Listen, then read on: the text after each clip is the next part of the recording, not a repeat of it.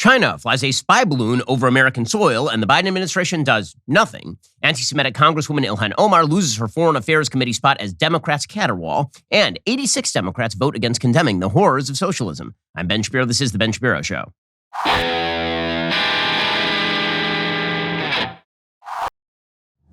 All right, so late yesterday afternoon, the news broke that a Chinese spy balloon was found over the northern United States. It is a giant spy balloon.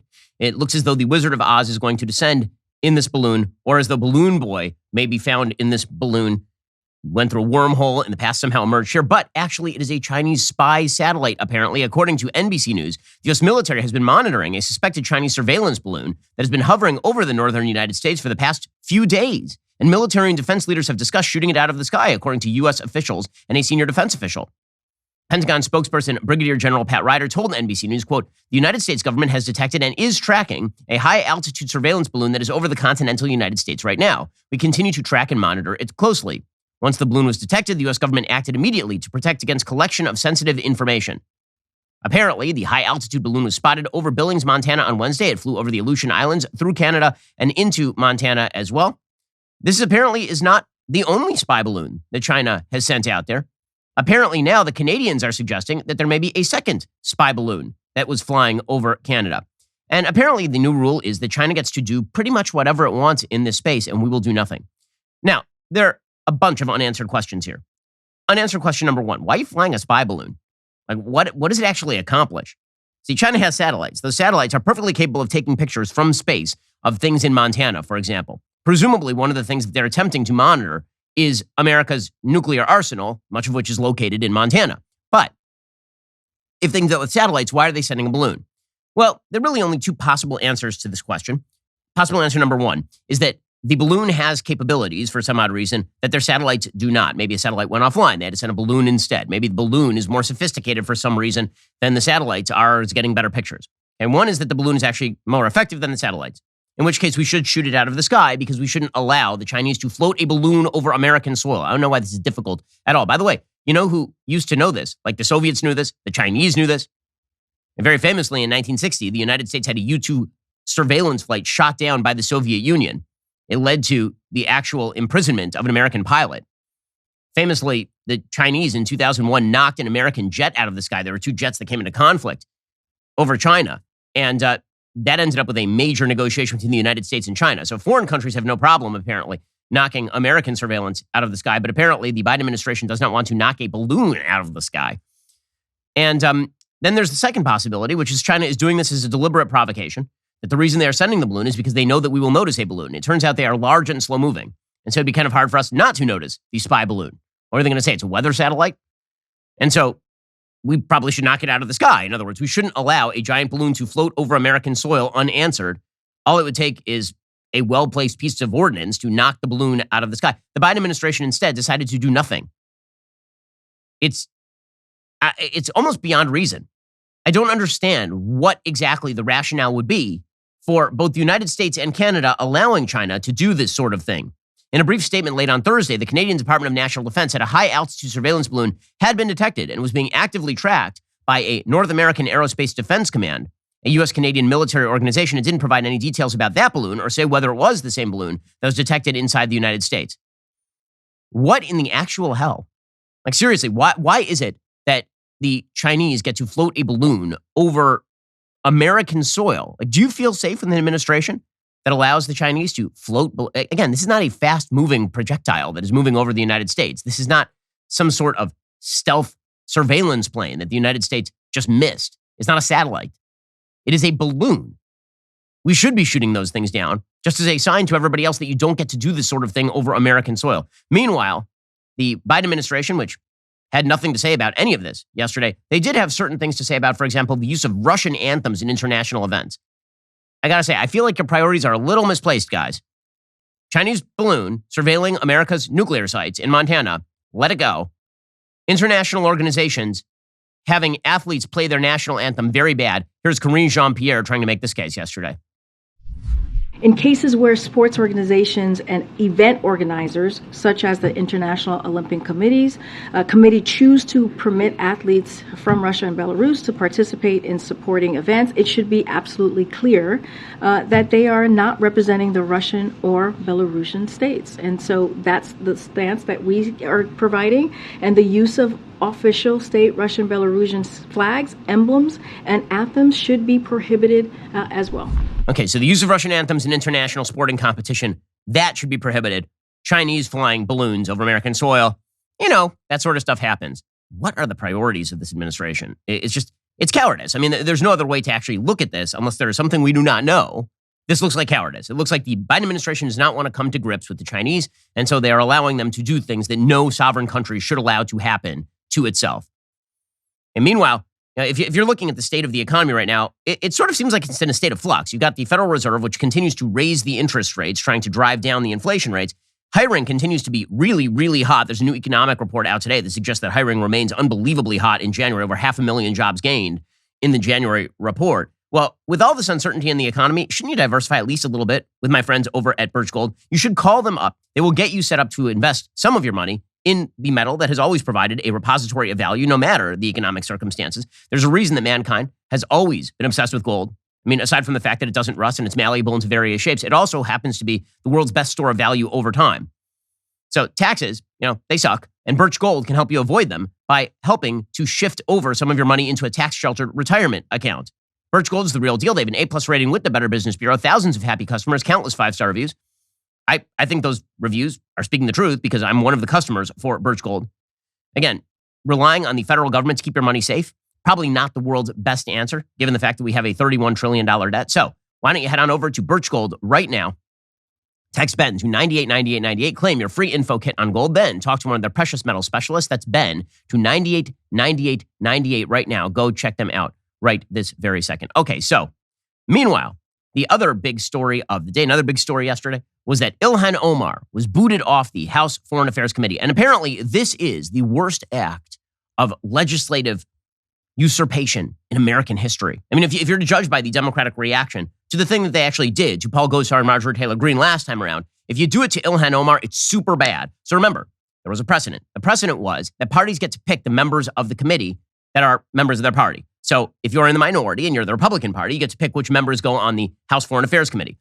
Nancy Pelosi, the Democrats, they decided they didn't like this because they don't like Marjorie Taylor Greene and they didn't like Paul Gosar.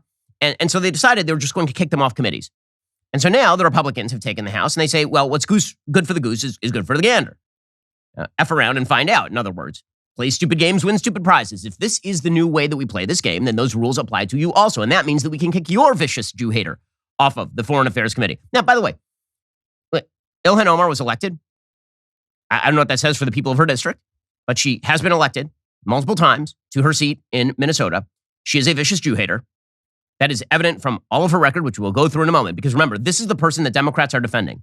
They're trying to pretend that this is about Ilhan Omar's race or her religion, which really is amazing because what they're effectively suggesting is that intersectionality is a cover for hating Jews. That if you're a woman of color who is Muslim and comes from a foreign country, you can hate Jews as much as you damn well please, and we will defend you because the only thing that matters about you is those intersectional characteristics that make you a victim rather than a victimizer. But Ilhan Omar's record of being very untethered toward the Jews is widely available. And so if Republicans come into office and they're like, okay, you guys booted our people off committees, now we're going to find the worst of you and we're going to boot you off committees, from Adam Schiff being booted off Intel to Eric Swalwell, who was being honeypotted by a Chinese spy. We'll kick them off Intel, and we'll kick Ilhan Omar off the Foreign Affairs Committee. Democrats starting to scream about this right now really have no leg to stand on. So to understand just how small a leg they have to stand on, we need to go through exactly what Ilhan Omar has said about the Jews. She really doesn't like them. So we can go all the way back. And remember, she hasn't apologized for these comments, really. She's never suggested that she was wrong. She suggested she just didn't understand what she was saying. That's why it was just ignorance, of course. So in November of 2012, she tweeted, "Israel has hypnotized the world. May Allah awaken the people and help them see the evil doings of Israel.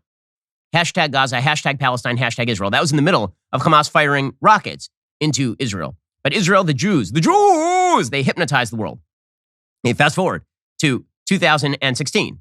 And you'll recall that Ilhan Omar actually asked a judge for compassion for ISIS recruits. So there are people in her community who had been recruited to ISIS, and she sent letters to the judge encouraging leniency for the people who had been recruited to ISIS. And the reason, supposedly, that there should have been some sort of mercy for these people is because they, in fact, are victims. She says, this is in her letter at the time, the best deterrent to fanaticism is a system of compassion. We must alter our attitude and approach. If we truly want to effect change, we should refocus our efforts on inclusion and rehabilitation. The desire to commit violence is not inherent to people. It is the consequences of systemic alienation. People seek violent solutions when the process established for enacting change is inaccessible to them.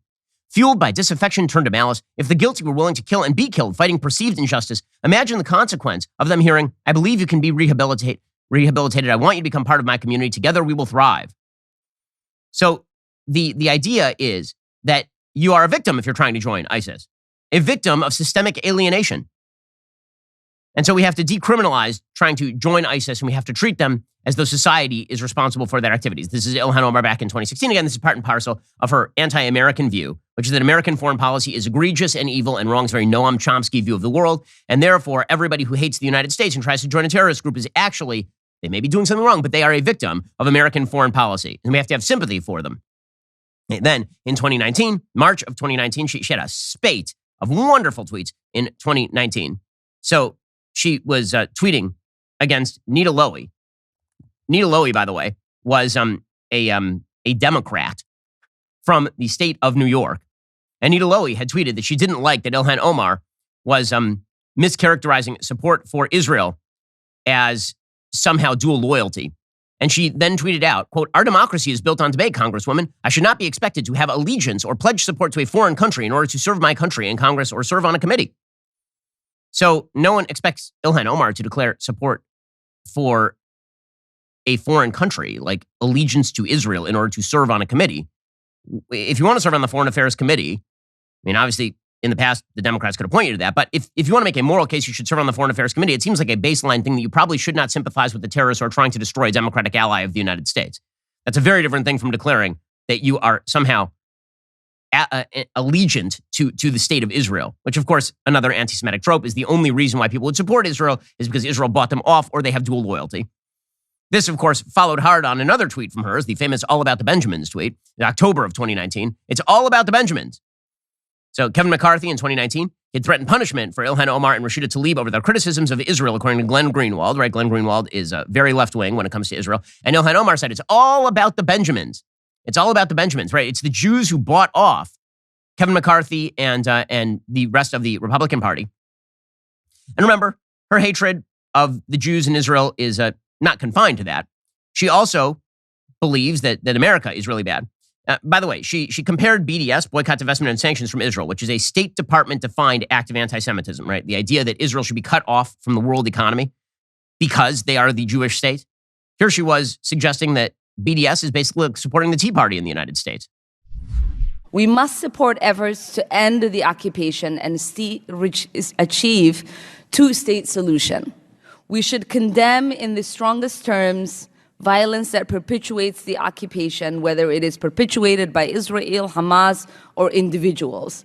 But if we are going to condemn violent means of resisting the occupation, we cannot also condemn nonviolent means.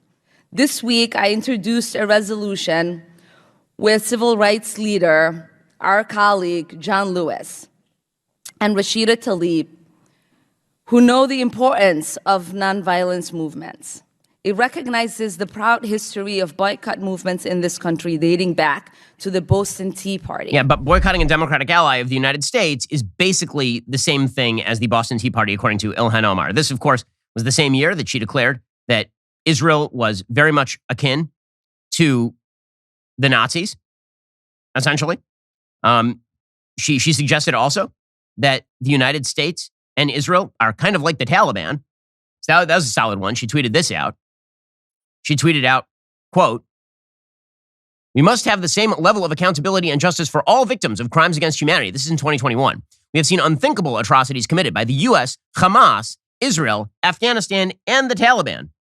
This is in June of 2021. So she compares the United States Hamas, an actual terrorist group that hands out candies when innocent civilians are slaughtered, Israel, Afghanistan, and the Taliban. According to Ilhan Omar, they are all part of the same category.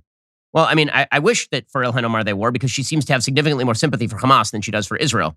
And she seems to have significantly more sympathy for particular regimes in the Middle East than she does for the United States when it comes to their human rights records. And she has a lot to say about the United States' human rights record and virtually nothing to say about particular countries in the Middle East. And again, this is the same Ilhan Omar who downplayed 9/11 very famously. Here she was doing that. CARE was founded after 9/11 because they recognized that some people did something and that all of us were starting to lose access to our civil liberties. Some people did something. That's why CARE was founded, is because some people did something. You remember that one. And then she said, well, it's taken out of context. That's not what I meant. Well, no, I mean, what you meant is what you meant, which is that a thing happened and then people all over started to lose civil, but the thing that happened is sort of the issue. So Ilhan Omar, terrible person, Jew hater, hates Israel, very anti-American in her perspective about the United States also. Very good reasons to kick her off foreign affairs. By the way, Democrats used to acknowledge that she was a real problem like 5 seconds ago. We'll get to that in just 1 second. First, if the past couple of years have taught us anything, it's that in a crisis, whether it's a global pandemic or a natural disaster, even the basics get really hard to come by. Remember the early days of COVID when you couldn't even find toilet paper? Well, you need to be prepared for anything. My new partners at Jace Medical are here to help. Jace Medical helps you get a long-term supply of prescription medication. Their mission is to empower you to be better medically prepared. A great way to start prepping is with the Jace case. It's a pack of 5 different courses of antibiotics you can use to treat a whole host of bacterial illnesses, including UTIs, respiratory infections, sinusitis, skin infections, and more. All you have to do is fill out a simple online form. In some cases, jump on a quick call with one of their board-certified physicians. From there, you can ask your physician treatment-related questions on an ongoing basis. Now, think about how convenient this is and how useful it is.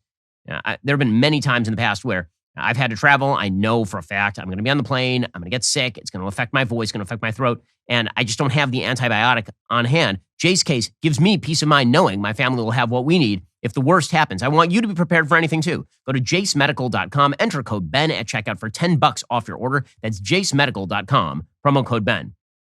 The Democrats used to acknowledge that Ilhan Omar was a real problem. They always downplayed it, obviously. The Democrats refused a resolution to specifically condemn Ilhan Omar's anti-Semitism back in 2019. Instead, they decided to pass a resolution condemning all hate. This is all part of the Democratic rubric of Islamophobia is the same thing as anti-Semitism, is the same thing as racism, and so we can ignore anti-Semitism. Back in 2019, Nancy Pelosi, in one of the most, I think, kind of degrading statements ever made in Congress, she suggested that the real problem here is that Ilhan Omar just doesn't understand how words work. You want to talk about the soft bigotry of low expectations. If I suggested that a woman of color who is Muslim just doesn't understand how the English language works, that would be considered rather bigoted. Nancy Pelosi said it at the time, and this was a defense. The incident that happened with, I don't think our colleague is anti-Semitic. I think she has a different experience in the use of words, doesn't understand that some of them are fraught with meaning that she didn't realize. Different experience in the use of words. Then it was like a couple weeks later, she said more anti-Semitic stuff. Adam Schiff, back in February of 2019, he put out a statement saying, quote, I was deeply dismayed to see Representative Omar's comments on Twitter yesterday in which she echoed long-standing anti-Semitic tropes about Jews obtaining influence through money. By the way, the way that this usually works is that an anti-Semitic trope is when a left-winger says something anti-Semitic. Then it's just a trope. If a right-winger says it, then it's just anti-Semitism. If a left-winger says it, it's a trope. Anti-Semitism has no place in the halls of Congress or civil society, said Adam Schiff back in 2019. Now, he's appearing on national television next to Ilhan Omar and looking awkward while she explains that she just doesn't understand words. You'll remember that Ilhan Omar was actually condemned by members of her own party. Well, now, of course, she's been kicked off the House Foreign Affairs Committee. It is hilarious how transparent the Democrats are. So the Democrats put out a resolution this week. It was a resolution, quote, recognizing Israel as America's legitimate and democratic ally and condemning anti-Semitism. They did it this week because they wanted Ilhan Omar to sign it. So Ilhan Omar signed it so that she can now claim that she's not anti-Israel. I don't believe you, lady.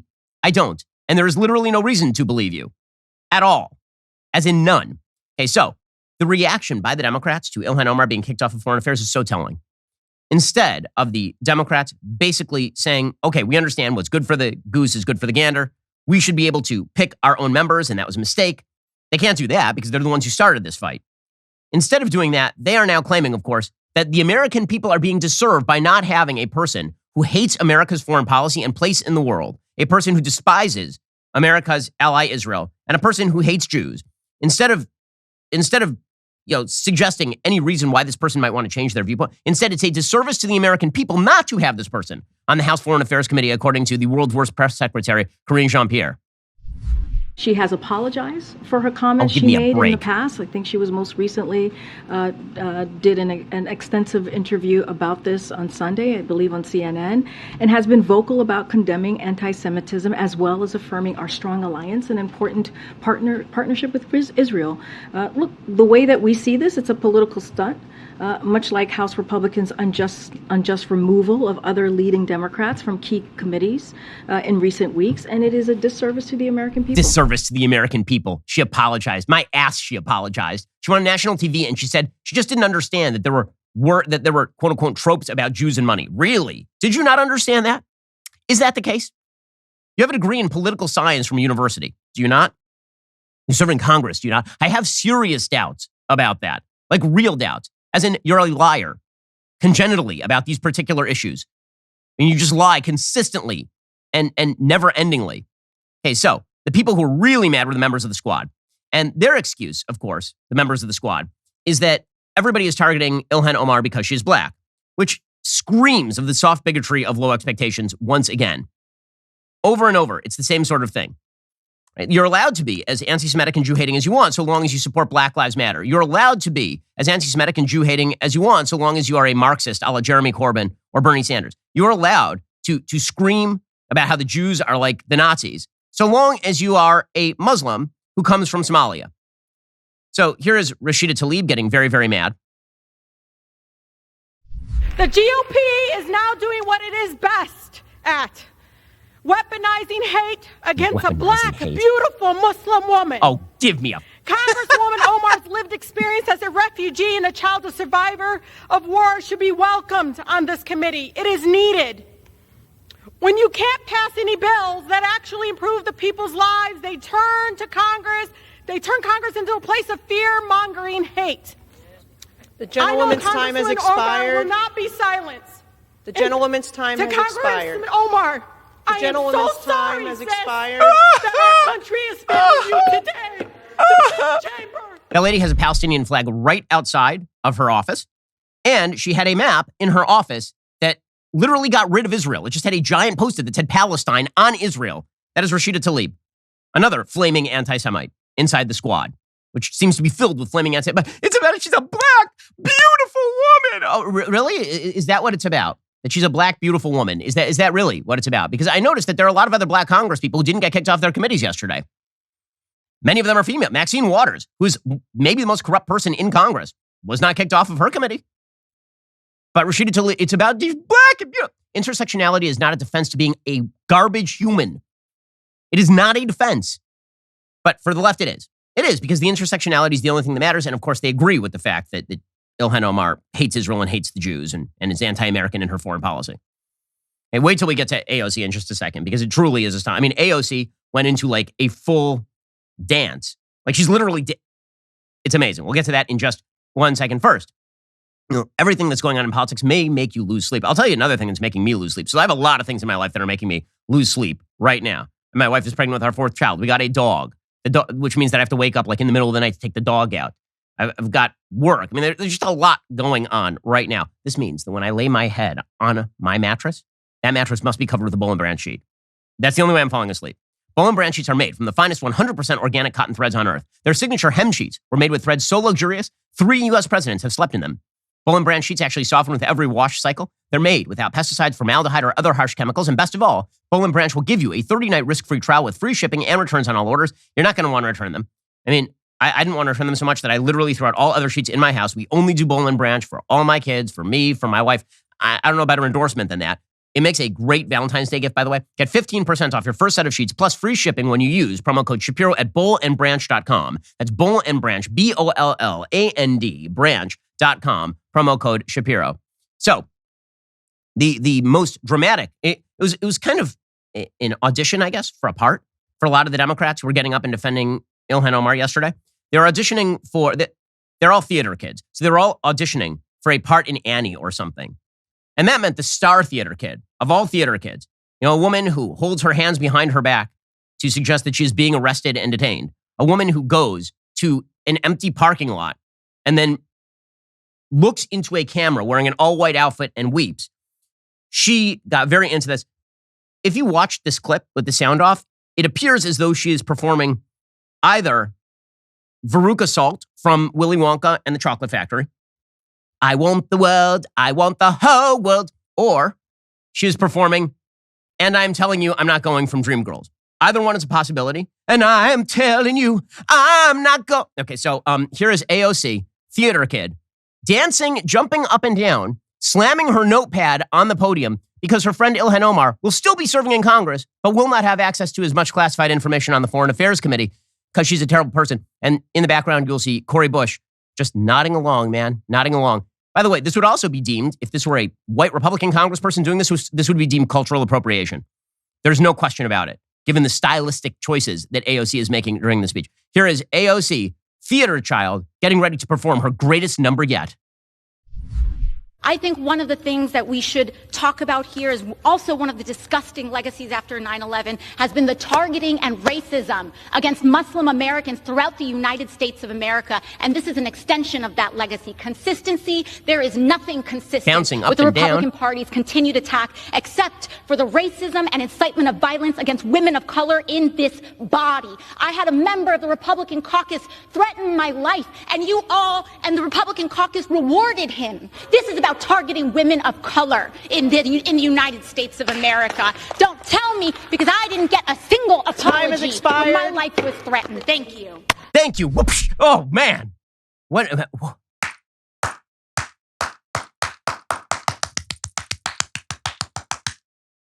Amazing work there from AOC. Amazing. She didn't get the part.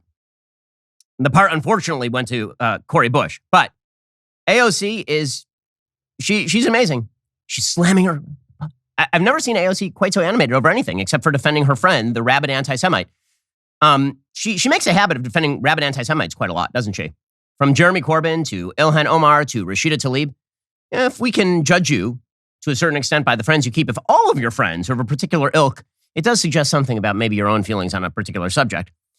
And then there was Cori Bush. So Cori Bush, the BLM congresswoman from Missouri, I call her a BLM congresswoman because that's literally how she became a congressperson. She was a very active member of BLM. She was a lead activist in the Black Lives Matter movement. She also suggests that this is all about Ilhan Omar being a black woman of Somali origin who is a Muslim. And again, the rule here is that you get, as long as you are all those things, you can basically just hate on the Jews, which is convenient.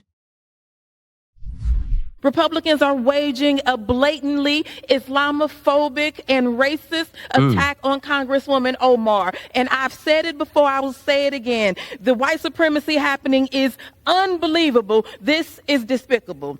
It is Congresswoman Omar who has been harassed at her job for simply existing as a Muslim woman in Congress. It is she who has been attacked by a member of this body, ridiculing her as a potential terrorist for simply existing as a Muslim woman in this Congress. You know what's weird is that there's another Muslim congressperson. He's named Andre Carson. He's from Indiana. Have you ever heard of him? You have not, have you? Maybe the reason you haven't heard of that Muslim congressperson is because he doesn't spend all day, every day being an anti-Semitic jackass. Maybe that would be the reason. He's not featured on the cover of Rolling Stone magazine doing that sort of stuff. Maybe that's it. But again, points to Cori Bush. That's a much more subtle performance. AOC is extremely loud. I mean, she's chewing the scenery, man. I mean, she's Patti LuPone out there. And then you got Cori Bush. And Cori Bush, you know, I won't say it's the most amazing performance, but she comes in a little more subtle, which, you know, if you have to cast the part, it goes to Cori Bush. There's a little bit more soul there. And a little bit more heart. And that's really what you're looking for in a theater kid. Representative Gregory Meeks, he tried to do the same thing. He says they're removing her because she's black and a Muslim. That's really what this is about. Again, no, they're removing her because she is a vicious anti-Semite. This is not all that difficult. A blatant double standard is being applied here. Something just doesn't add up. And what is the difference between Rep. Omar and these members? Could it be the way that she looks? Time is expired. Could it be her religious practices? Okay, what I love about this particular argument, and it's an argument you're going to hear in a second made by Hakeem Jeffries, which is that why are the Republicans using turnabout as fair play? If they really opposed anti-Semitism, wouldn't they keep MTG off of the committees? Okay, so first of all, MTG said a dumb thing about Jewish space lasers. She hasn't made it like the defining characteristic of her career to hate Jews. When she went to an event like a moron with Nick Fuentes, she immediately denounced Nick Fuentes and moved away from it. She hasn't been an anti-Israel rabid anti-Semite her entire career. That's been Ilhan Omar's defining characteristic in politics. Okay, so that is not a justification for MTG's comments. Also, it is worth noting here that the Democrats were like, it's a double standard. It's a double standard. They're leaving MTG and Paul Gosar and some of the worst people in Congress on these committees, and they're removing Ilhan Omar. It's because she's black. I have a question. You're now equating them, right? You are equating them. You're saying that Ilhan Omar is akin to Paul Gosar and MTG. You removed Paul Gosar and MTG from the committees when you were in charge. Why didn't you remove Ilhan Omar? Why? Could it be because she's a Democrat and because you actually agree with those things? And it was a convenient bugbear for you? It was a convenient club for you to hit Republicans and try to suggest that anti-Semitism was exclusive to the Republican Party while the biggest anti-Semite in Congress, the two biggest, Rashida Tlaib and Ilhan Omar, sit in your caucus? Here's Hakeem Jeffries trying to do this routine. Ilhan Omar has apologized. She has indicated that she'll learn from her mistakes. Is working to build bridges because we believe in building bridges, not walls. Oh, give me a break. Building bridges with the Jewish community, including leaders right here in the United States Congress. Is Ilhan Omar perfect? No, none of us are. So this is not about accountability. It's about political revenge. Oh, it's about political revenge. Okay, fine. Let's say that it is. Who brought that upon you? Weren't you the guys who started this fight? Weren't you the ones who did this? It was you, was it not? And also, again, if you're claiming the Republicans are hypocrites for not taking their worst members off their committees, first of all, Republicans have actually taken members off their committees. Steve King comes to mind from Iowa. When is the last time Democrats took a member off a committee? It was Cynthia McKinney in like 2003. So there's that. But I noticed that your complaint is not that Republicans aren't taking MTG and Paul Gosar off their committees. Your complaint is that they are taking Ilhan Omar off her committee. So you're not concerned about anti-Semitism at all. You just want to defend your girl. All right, that's your prerogative, but stop pretending it's high-minded. I think maybe the best thing yesterday was the audio of Democrats screaming in pain and the sound of a million voices suddenly going silent as Alderaan is destroyed here. On adoption of the resolution, those in favor say aye. Aye. Those in favor say no. No.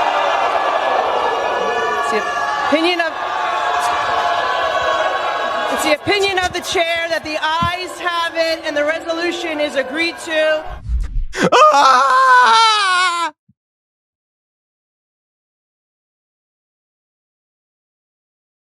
Overflowing. It is only the magic of the cap of this leftist tears tumbler that keeps the tears contained there. No! There's nothing more delicious than you guys screaming no at the moon. And by the way, a fairly minor thing. I'm sorry, Ilhan Omar was not kicked out of Congress. She was not impeached. She still gets to have her say. She's going to be there annoying everyone for quite a while, it appears.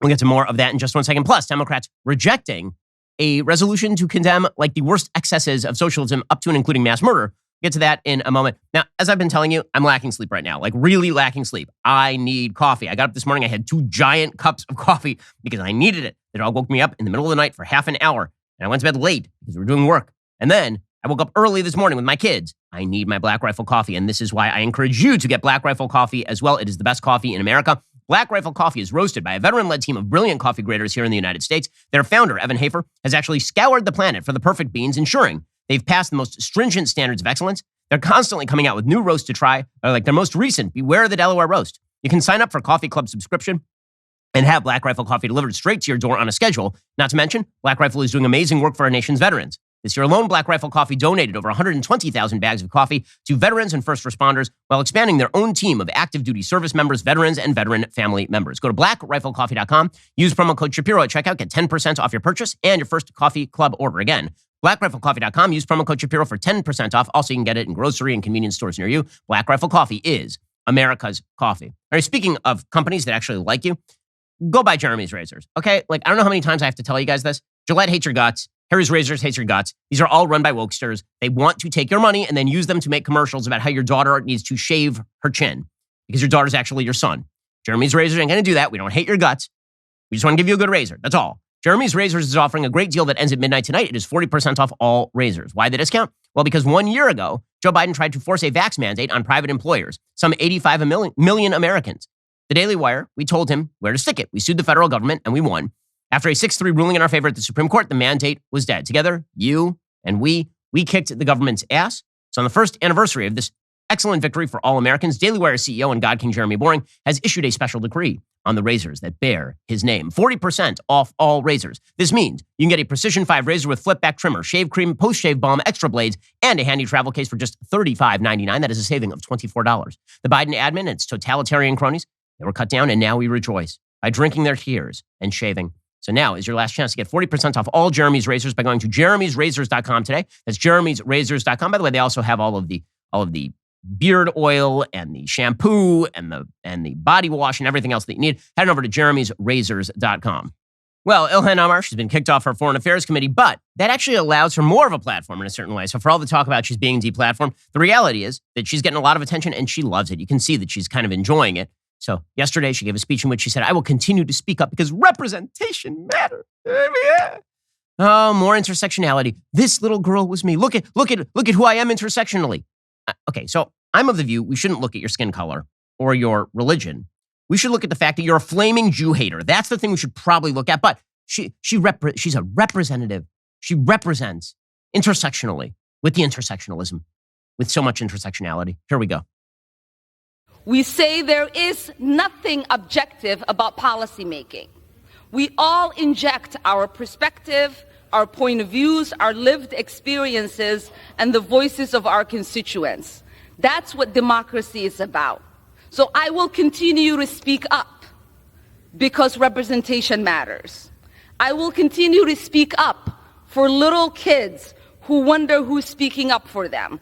I will continue to speak up for families around the world who are seeking justice. Now, she's going to speak up for families around the world who are seeking justice. See, I thought that she was an American representative, which is kind of fascinating. Also, she's right. Many around the world are going to be sad that this is happening to her. She actually says, my leadership will be celebrated around, I'm sure it will be celebrated in very specific places around the world. The places that tend not to like the Jews so much. Here is Ilhan Omar. I didn't come to Congress to be silent. I came to Congress to be their voice.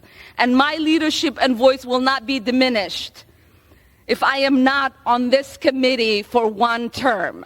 My voice will get louder and stronger, and my leadership will be celebrated around the world as it has been. My leadership will be celebrated around the world. She sounds like an evil dictator from a movie. And my leadership will be celebrated around the world as it has been. So how do you still celebrate around the world? Who's celebrating your leadership? Well, actually, I do know the answer to this one. Who's celebrating Ilhan Omar's leadership around the world? I noticed. It's Iran. They put out a statement today, quote, parliamentary tyranny in America to boycott the voice of the critical female representative. The dismissal of Ilhan Omar, a black Muslim critic of Israel's apartheid regime from the Congress Foreign Relations Committee, is an indicator of the practical commitment of the American regime to the slogan of women, life, freedom, a slogan for interfering in Iran's internal affairs. So she does have her defenders. They just happen to be terror regimes like Iran. Oh, yeah, and members of the squad. So there's that. Speaking of Democrats showing their true colors, so yesterday, in a rather clever piece of legislation, Representative Maria Salazar from Florida, she announced a resolution denouncing the horrors of socialism. This resolution says the following, quote, whereas socialist ideology necessitates a concentration of power that has time and time again collapsed into communist regimes, totalitarian rule, and brutal dictatorships, whereas socialism has repeatedly led to famine and mass murder and the killing of over 100 million people worldwide, whereas many of the greatest crimes in history were committed by socialist ideologues, including Lenin, Stalin, Mao, Fidel Castro, Pol Pot, Kim Jong-il, Kim Jong-un, Daniel Ortega, Hugo Chavez, and Nicolas Maduro, whereas tens of millions died in the Bolshevik Revolution, whereas between 15 million and 55 million people starved to death in the wake of famine and devastation launched by the Great Leap Forward in China, whereas the socialist experiment in Cambodia led to the killing fields, etc. And it just goes on about all the evils of socialism. And then it concludes, resolved. The Congress denounces socialism in all its forms and opposes the implementation of socialist policies in the United States. And this thing did pass with 328 votes. 86 Democrats voted no. 86 Democrats voted no on this thing. By the way, Hakeem Jeffries voted yes because he's not an idiot. Nancy Pelosi voted yes. Now, Hakeem Jeffries did say that this resolution is bad. He said it's bad because it might undermine the Democratic agenda. Yeah, you're telling on yourself, dude. They bring to the floor of the House of Representatives today a resolution on socialism to condemn some dictators that we all condemn. Okay. So But understand, what's the problem? the goal of this phony, fake, and fraudulent resolution is just to somehow provide cover for extreme MAGA Republicans to try to undermine an agenda that is designed to lift up the health, safety, and well-being of the American people. You guys are telling on yourselves. You can't condemn socialism because it might undermine your agenda. Yeah, that's exactly Representative Salazar's point. It's clever stuff because one of the reasons why Democrats did poorly in the last couple of election cycles is because Democrats kept saying the word progressive. Progressive in Spanish, my understanding is, when translated, is involved with socialism, essentially. And so when those ads ran in Spanish in places like Florida, a lot of people who are expatriates from socialistic, communistic countries are like, no, don't want any part of that. Not interested in that at all. Maxine Waters condemned the resolution as well, which is weird. She's one of the greatest beneficiaries of capitalism there is, right? She's been doing great under capitalism, mainly because she's unbelievably corrupt. So Maxine Waters said, quote, "This resolution is instead as divisive as it is insulting to the American people. It's trying to suggest Social Security, Medicare, even fire departments are anti-American." I didn't realize that those are socialist. Social Security, Medicare, and the fire department. So usually the definition of a public good is something that is non-rivalrous and non-excludable. That is the definition of a public good. That doesn't mean it's socialism. Fire departments are non-rivalrous and non-excludable. Social Security, Medicare, they're supposed to be you pay in, you get out, right? That is the basic idea of these things. But, again, lumping that stuff in with socialism, that you guys are the ones doing that, which is why you're condemning the resolution. You could just say, we condemn socialism, also we're in favor of Medicare. It's not that hard, which is why many Democrats voted in favor of this thing, but it shows you where their heads are at. This very often, by the way, is how Democrats are doing policy these days. And the way that Democrats seem to be doing policies is that they propose a bunch of policy, and then the minute that the consequences of the policy become clear, they run screaming from it. So to take another example, Democrats keep talking about reforming the police, right? First it was defunding the police. Now they're no longer defunding. Now they want to reform the police. But they have a problem. If they talk about reforming the police, Republicans might actually take them up on it and then propose legislation they don't actually like. So one of the lead headlines at Politico last night was, quote, "Dems fret policing talks will be tangled with Tim Scott's presidential hopes." They care so much about you that they need to reform the police. But if that helps Tim Scott, man, they are out. They are out. According to Politico, Democrats are signaling they're willing to work with Republicans on a new policing bill after the death of Tyree Nichols. Who their GOP partners might be is a trickier question. Senator Tim Scott of South Carolina, his party's past lead policing negotiator, is now a possible presidential contender in 2024, adding new potential political risk to an issue already riddled with pitfalls. Wait, I thought that they wanted solutions. I thought they wanted to work across the aisle. I thought it shouldn't matter who you're negotiating with so long as the deal that gets done is good. Or maybe you're political hacks and everything is an opportunity for political benefit for you. Democrats are still eyeing Scott as a partner, indicating they might be open to amending a sweeping enforcement bill named after George Floyd, but they're wary of the effect Scott's aspirations will have on cross-party talks. So they are not inviting Scott to take part in the negotiations. They are very much afraid that Tim Scott might actually be able to benefit from those negotiations, and so I guess they're going to put forward a worse bill. Slow clap once again for the altruistic, forward-thinking Democrats. Okay, meanwhile, the Democrats have some good news on the economy and some bad news on the economy. The good news on the economy is that the jobs report came in super hot. According to the Labor Department, the employment picture started off 2023 on a stunningly strong note, with non-farm payrolls posting their strongest gain since July of 2022. Non-farm payrolls increased by 517,000 for January. That's above the Dow Jones estimate of 187,000, so it basically tripled it. The unemployment rate fell to 3.4% versus the estimate for 3.6%. Some of that is going to be a lot of people who are going back into the workforce. We've known for a while that there are a lot of job openings, like way more job openings than there were job seekers. The fact that the hiring is now happening means that people are feeling the pinch in their pockets, and now they're going back to work. And so they're rushing back to work while the jobs are still out there and while they can get them. What I would imagine is that this is going to be sort of an overcorrection, that what you're going to see in the next few months is that economic stagnation that everybody's sort of talking about. Mohammed El-Arian of Allianz, he says, a stunning U.S. jobs report highlighting the strength of the labor market and its complexities. Jobs rose by 517,000 for January compared to the consensus forecast of 189,000. The puzzle, wage growth came in as expected, 0.3%. Presumably, this means if the job market is still coming in this hot, that the inflation rate is still a little too high, and you're going to see the Federal Reserve get a little bit more aggressive with regard to all of this. With all of that said, obviously, this very much helps Joe Biden going into his State of the Union address. The bad news for Joe Biden is that the American people are still pretty glum about the economy because they're not seeing the impact of this as broadly as they'd like to see it, and they're very worried about the future. As the money runs out and as these companies start to see a dip in consumer confidence, what exactly is going to happen? Are some of these new hires going to be unemployed in 3 months, in other words? According to new Gallup polls, the overall quality of life in the country, 65% of people say that they are content. An opportunity for a person to get ahead by working hard, that 61% say that they are satisfied with that. But those are well below the record highs of 89% for quality of life in 2001 and 77% for opportunity in 2002. When it comes to the size and power of the federal government, only 33% approve. When it comes to the size and influence of major corporations, only 27% approve. When it comes to the way income and wealth are distributed in the United States, only 24% approve. So a lot of economic dissatisfaction right now in the nation. And when it comes to many specific areas, it seems as though the numbers are going down, not the other way around, for Joe Biden. That is particularly true when it comes to federal taxes. Only 26% of Americans are in favor of the way that federal taxes are being done right now. Only 25% of Americans say that they are satisfied with the state of the economy right now.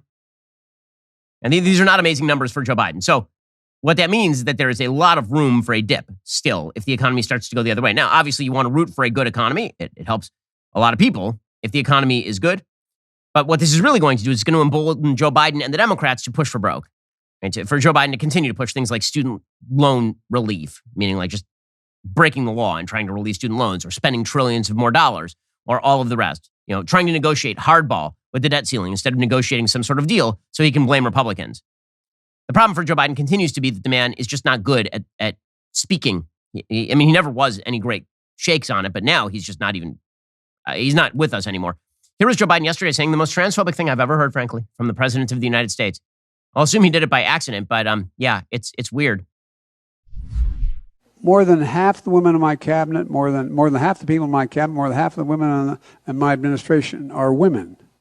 More than half of the women in his administration are women. That's so transphobic. That means some of the women in his administration are not women. I assume he means the biological men. Like his Assistant Secretary of Health and Human Services is actually a man. More than half the women in his administration are not women.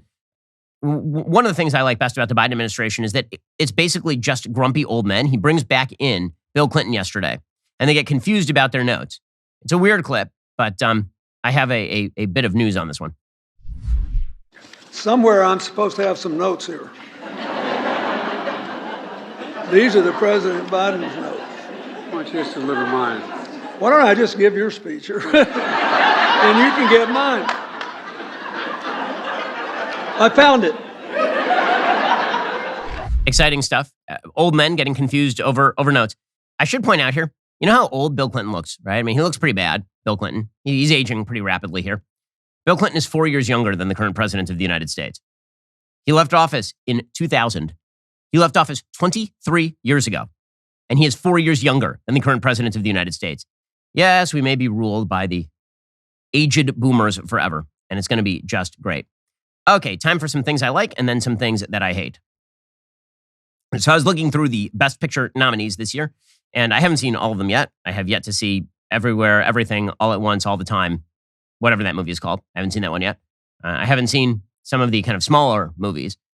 Of the movies that I have seen, however, I think probably the best picture that I've seen this year that is not Top Gun Maverick, which should win Best Picture because it's the most it's not the most interesting, but the most enjoyable. The best picture this year was the All Quiet on the Western Front remake. It really is quite good from Netflix. It's really well produced. The footage is quite beautiful. The acting is really good. It takes on some complex issues about war and negotiation and how people sort of get set in their ways and then can't change. Here's a little bit of the trailer.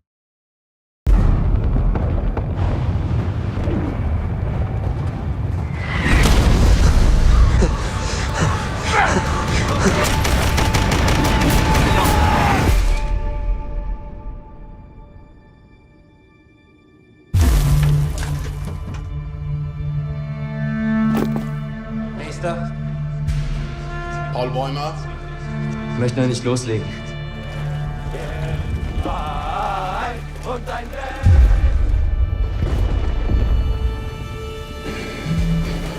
Wir sind jetzt an der Westfront.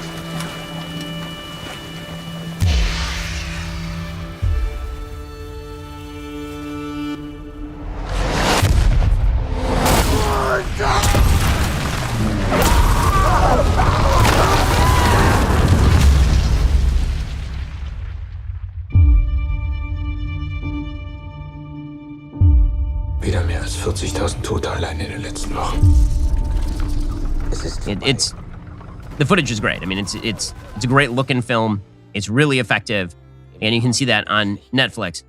Very effective film. So, if you're looking for a film to watch this weekend that is highly depressing but also a great film, All Quiet on the Western Front it truly is a great film, and it is worth the look. Okay, other things I like. So there's a new study out that is basically directly from the Babylon Bee, and it is really, really funny.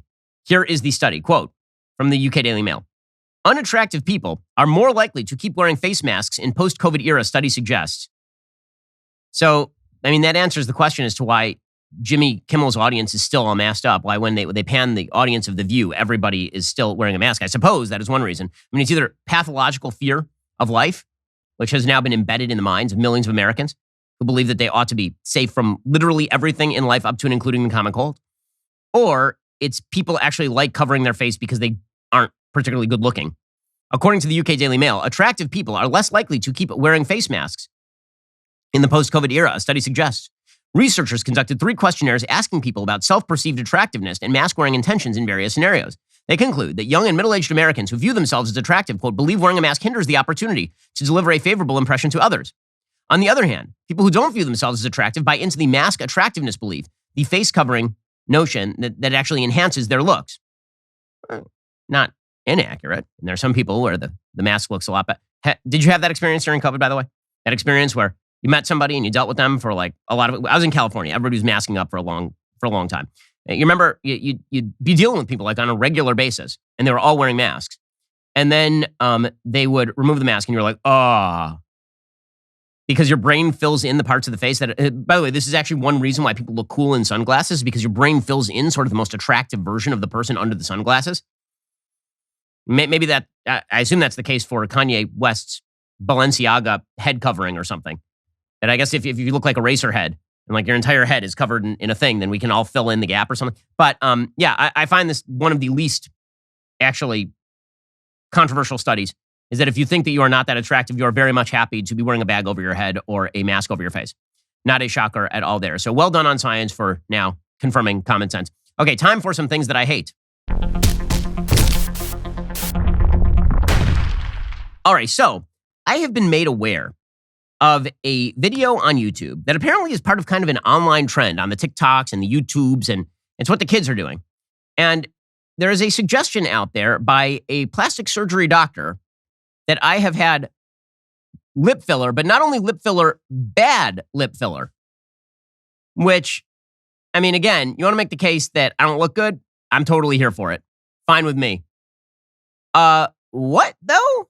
So here is a plastic surgeon. This video on YouTube has like 2 million hits.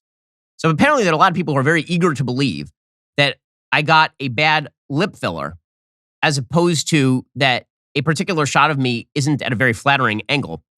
So apparently they think that I got lip filler. By the way, most of the people who would be very pleased and upset that I got lip filler, I did not. But most of the people who would be very pleased are also perfectly in line with the idea that if a man gets a bunch of surgery, he's now a woman. In any case, here is this person who isn't a very good doctor, I guess, because he can't actually identify when someone has had lip filler or not. Here we go. Has Ben Shapiro had filler migrate in his lower lip? A lot of people tag me in this video showing what they believe is migrated filler. Take a look at this video though. This is the beautiful Cher, and you can see her lower lip looks kind of like Ben's lower lip. Now supposedly she had an implant that migrated, causing this appearance. So is that the same with Ben? Well, it's possible. It isn't. It isn't. It's just not a very good shot of me. I will admit, I don't think I look great in that video.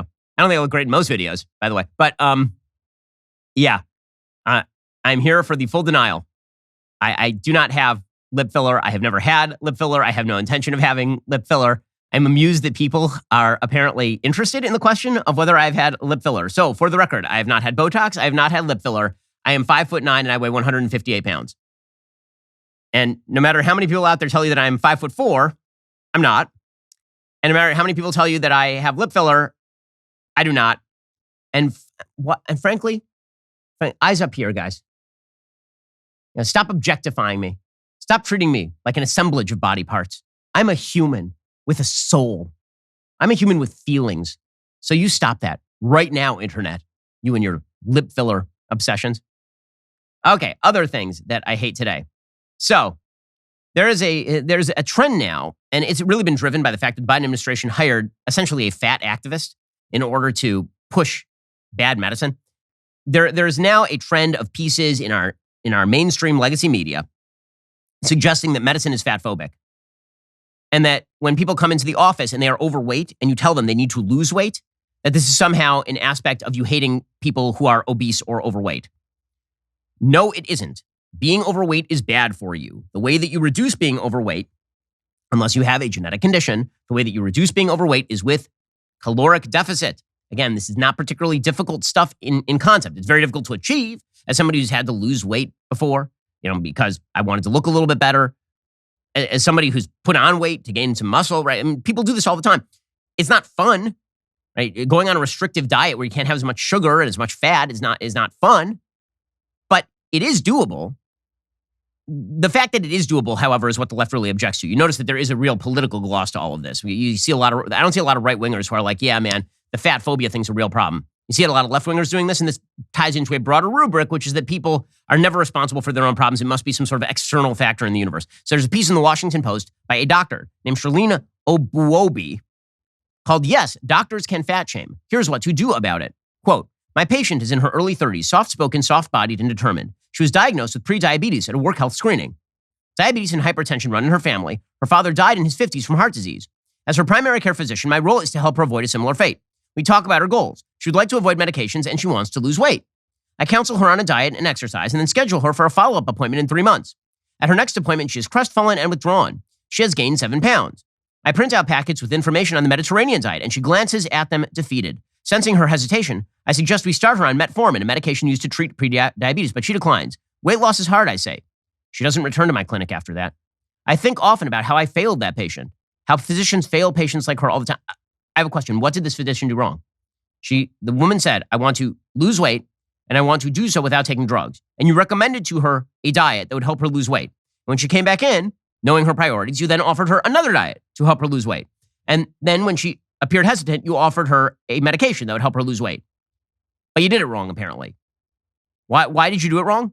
Apparently because you're just supposed to say that it's not possible for people to lose weight. Quote, the truth is doctors aren't taught much about nutrition or weight management, and the lack of education means the fat phobia that persists outside the clinic is amplified within it. One of the things that you're noticing is not the prevalence of genetic conditions that are leading to obesity in the West. What you're noticing is that people eat a lot of crap. That's what's actually happening in the West. There's been a consistent uptick in the amount of obesity in American society for the past several decades. It's not particularly a recent development. It's been going on since basically the 1960s. Higher caloric intake. It's been happening in other countries as well, so it's not unique to the United States. The answer to that is lower caloric intake. And the suggestion that we destigmatize being overweight, that really is the answer. The answer is fat positivity, is precisely the wrong approach. Basic human logic. If you wish to make things less common, you stigmatize them. If you wish to make things more common, you destigmatize them. This doesn't mean be mean to people who are overweight. It doesn't mean that you can't be nice and comforting and sympathetic to people who want to lose weight. It does mean that encouraging them to lose weight is not an act of evil. It's not an act of fat phobia. It's an act of good. It's the same thing as somebody is smoking and you tell them that it would be really good because you want them to live for them to stop smoking. By the way, I've had this conversation with friends of mine. A friend of mine who lives in the neighborhood is an overweight dude, and he and I had this conversation. I actually offered with him. I was like, I'll go to the gym with you. We'll work out. And you know what? He actually got active. He took off a bunch of pounds. Good for him. This sort of stuff can be done, but our culture suggests that this bizarre notion of what love is, this is really what it comes down to. What love is, what good treatment is I love you just the way you are. Well, what if I love you and so I want you to change the things about you that need change? That seems like a thing. Is it not? the people you are closest to, are you just always satisfied with what they do? Or do you try to shape their behavior and give them good advice? That's what a friend does. Our society's focus on acceptance above all else is actually having some pretty dire side effects. Alrighty, coming up, we'll get into the vaunted Ben Shapiro Show mailbag. Plus, we'll be joined by a guest who actually is doing something unique. She is stopping her birth control, not because she wishes to get pregnant per se, but because she's looking into the side effects of birth control and she's skeptical about them. We'll be getting into it. If you're not a member, become a member. Use code Shapiro at checkout for 2 months free on all annual plans. Click the link in the description and join us.